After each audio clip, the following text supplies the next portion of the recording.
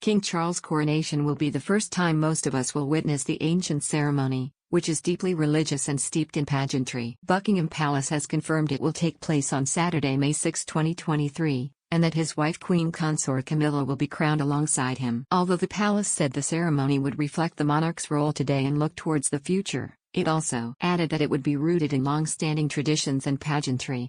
There are 6 basic phases to the coronation: the recognition, the oath, the anointing, the investiture, which includes the crowning, the enthronement and the homage. So what will happen during the ceremony at Westminster Abbey in 7 months' time? Here we take a look at the ancient traditions and rituals that are expected to happen.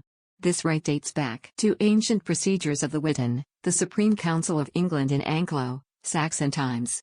The sovereign stands in the theatre, the central space in Westminster Abbey, and turns to show himself unto the people at each of the 4 directions: east, south, west and north.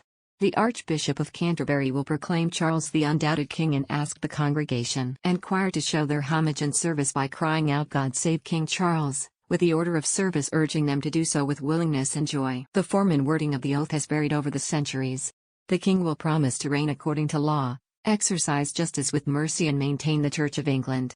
The king, with the sword of state carried before him, will go to the altar and declare, "The things which I have herebefore promised, I will perform, and keep. So help me God." He will kiss the Bible and sign the oath. After the oath, the sovereign is then anointed, blessed and consecrated by the Archbishop of Canterbury.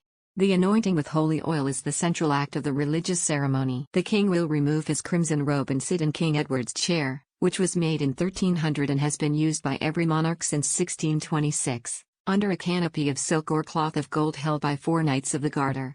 The Archbishop will use the golden eagle-shaped ampulla, which pours the oil from its beak, and the 12th century silver, gilt anointing spoon, which is the most ancient treasure of the crown jewels, to anoint the king in the form of a cross. Traditionally, the choir sings the anthem Zadok the priest as the anointing is carried out.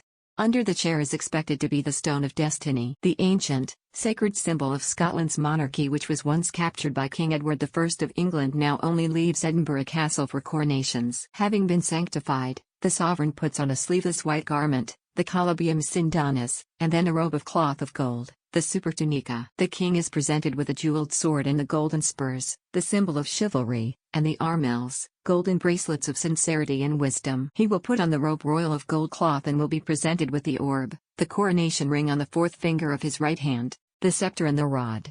Then Charles, sitting in King Edward's chair, will be crowned by the Archbishop with St. Edward's crown, with the congregation shouting out "God save the king."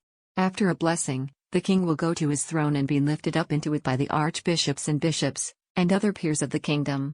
The archbishop, royal blood princes, likely to include the Prince of Wales Prince William, and senior peers pay homage to the monarch, placing their hands between the king's and swearing allegiance, touching the crown and kissing the king's right hand.